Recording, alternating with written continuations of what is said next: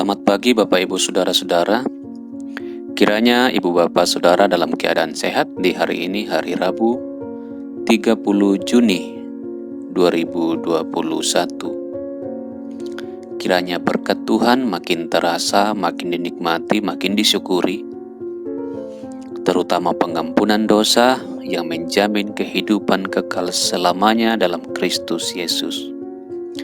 Seperti biasa dari Bukit Sion Makale kami akan menyampaikan firman Tuhan sesuai dan mengacu kepada bacaan harian Gereja Toraja, Mazmur 18 untuk hari ini. Mazmur 18. Sebelum membacanya, mari kita berdoa. Segala hormat hanya bagi Tuhan, kemuliaan pujian, karena Tuhanlah pemilik alam semesta dan selalu memeliharanya hari demi hari, mencukupkan kebutuhan-kebutuhan kami, dan terutama menghindarkan kami dari kebinasaan kekal. Terpujilah Tuhan.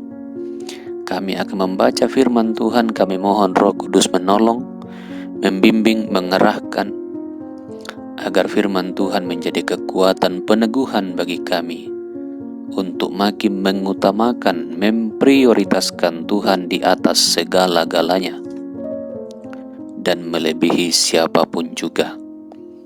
Terima kasih, ampuni dosa kami, sebab kami berdoa dalam nama Tuhan Yesus Kristus. Amin. Mazmur 18 ayat 44 sampai 51. Engkau meluputkan aku dari perbantahan rakyat. Engkau mengangkat aku menjadi kepala atas bangsa-bangsa. Bangsa yang tidak aku kenal menjadi hambaku. Baru saja telinga mereka mendengar, mereka taat kepadaku.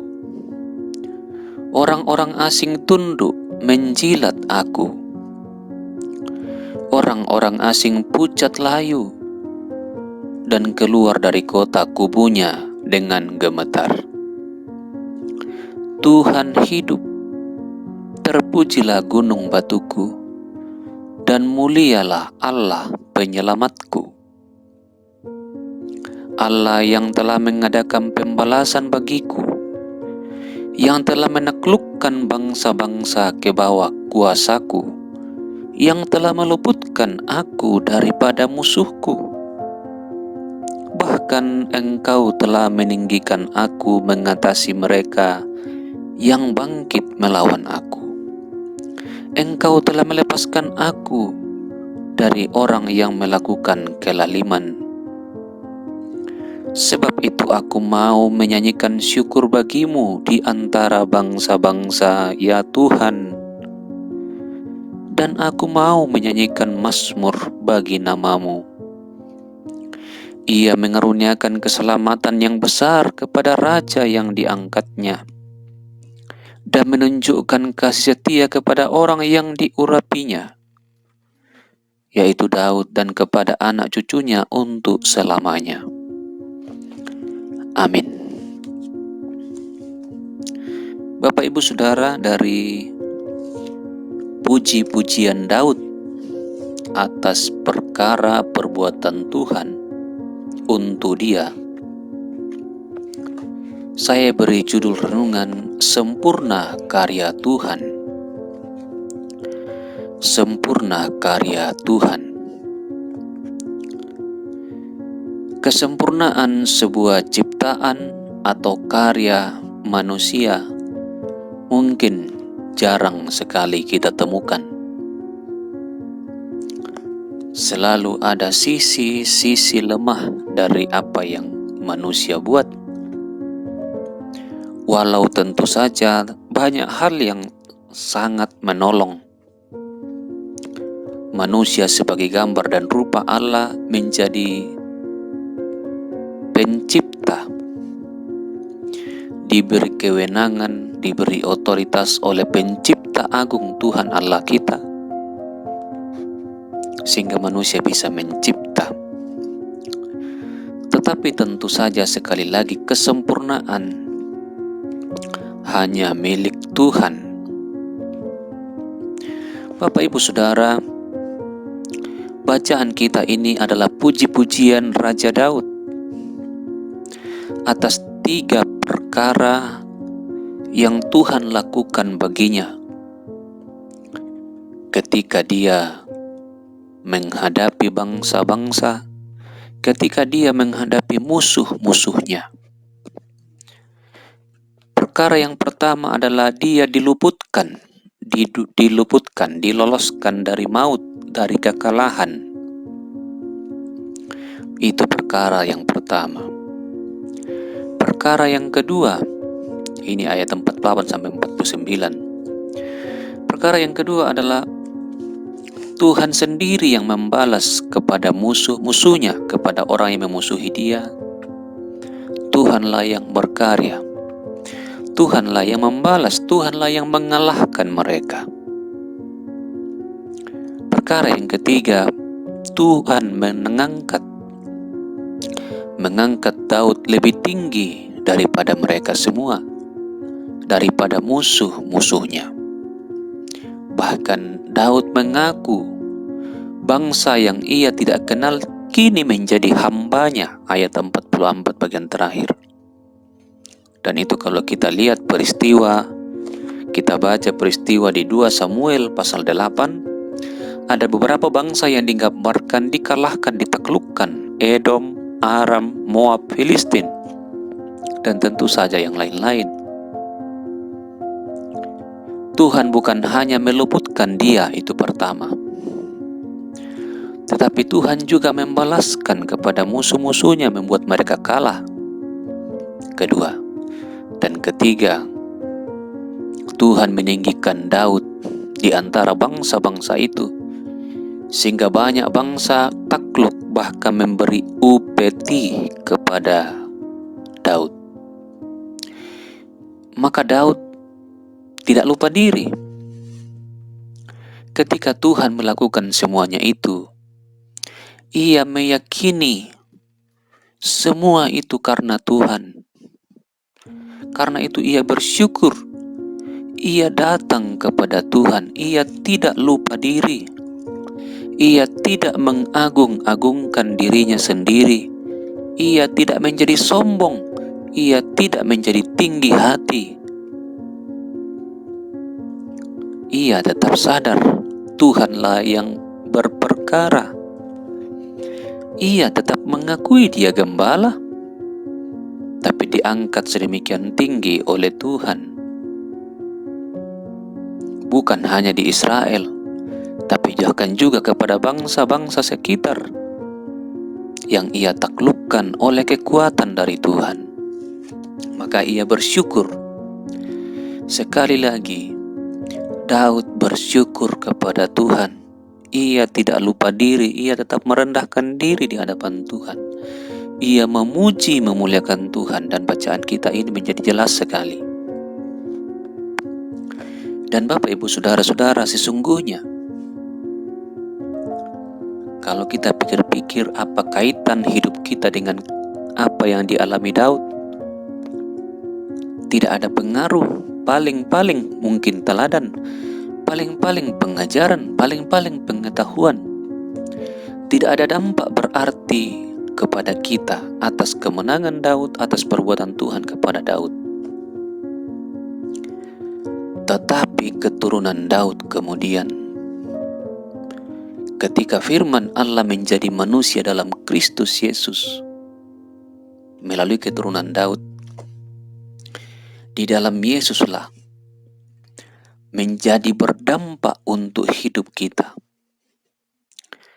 Karena Yesus meluputkan manusia, meluputkan kita dari siksaan siang malam sampai selama-lamanya di lautan api di neraka. Wahyu 20 ayat 10, Wahyu 20 ayat 15. Yesus meluputkan kita dari maut, dari siksaan siang malam selama-lamanya.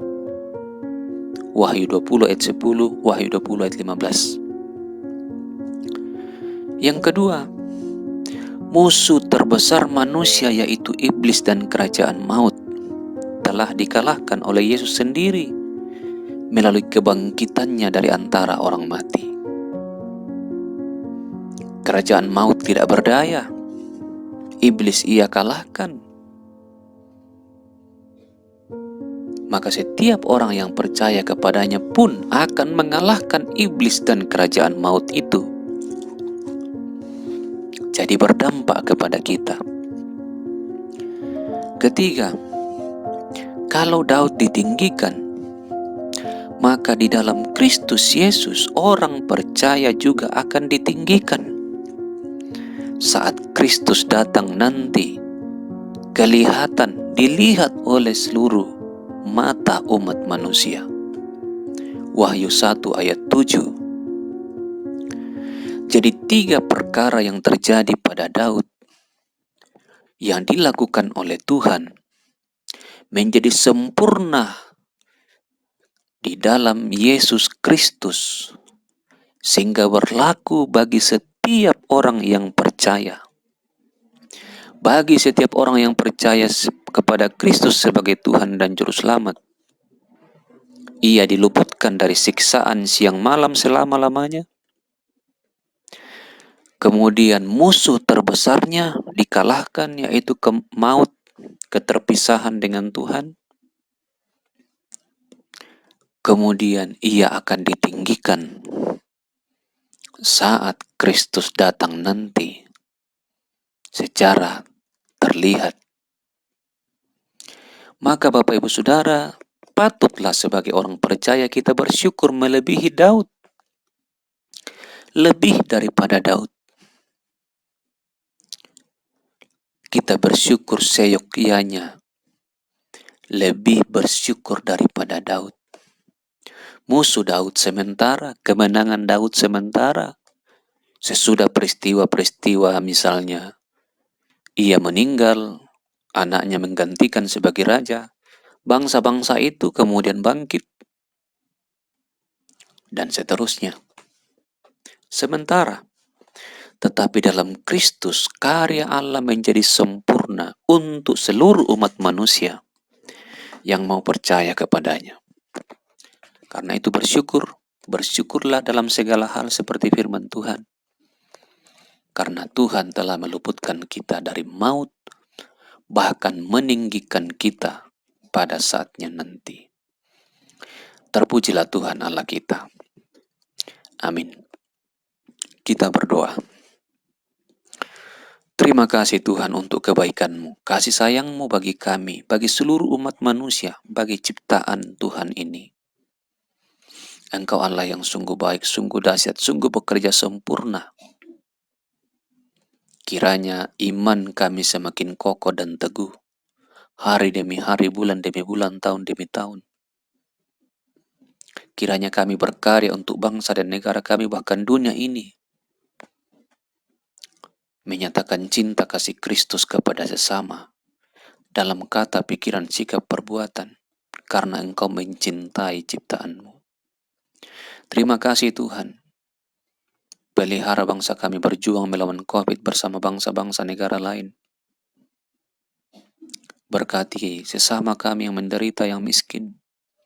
Pulihkan mereka yang sakit, yang terpapar COVID, tolong mereka. Dan tolong setiap kami dalam tanggung jawab, dalam pekerjaan, dalam usaha. Tolong pemerintah kami beri hikmat, beri kekuatan. Terima kasih Tuhan Allah kami. Segala hormat hanya bagi-Mu, dalam nama Tuhan Yesus kami berdoa. Amin. Demikian Bapak Ibu Saudara renungan kita hari ini. Selamat beraktivitas dan Tuhan memberkati.